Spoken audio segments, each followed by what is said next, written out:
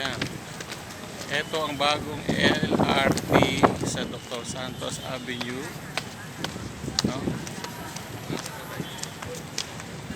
Mas napapabilis ka kung kapagating sa bahay at makauwi.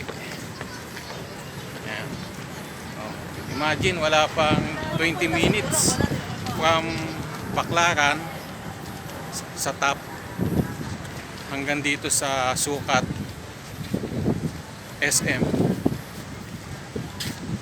Ganyan kabilis ang biyahe. Kasi sir! Anak ko pala.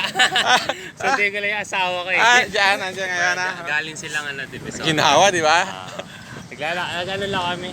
May nakamotor ka? Nakabike? Nag-e-bike lang kami. Sundi ko yung asawa ko dyan. Sige. Gulat ako.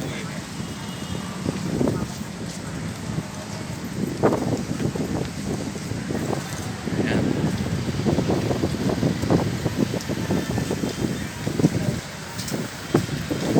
Ito maganda maghabal. Ayan. Ito yung lugar dati ng asinan. Ngayon ginawa ng LRT sa likod ng SM. Ayan. Ayan. Ito yung papuntang SM. Problema lang dito pag maulan, malakas ang ulan, sigurado kailangan mo ng payong.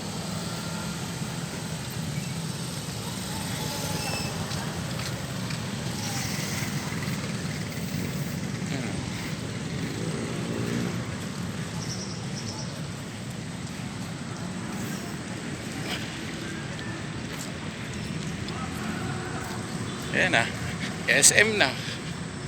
Oh. Saan laki ng tinipid? Nakamenos ka ng 40 pesos para Makati. Ayan. Oh, may jeep na pumapasok. Yung jeep na yon papunta yan ng Sukat tatawid.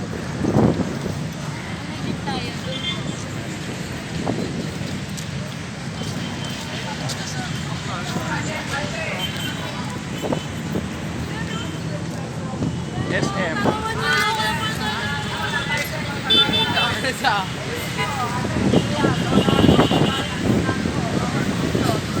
So bukas na umaga dito na ako sasakay. Okay, sige, bye-bye na.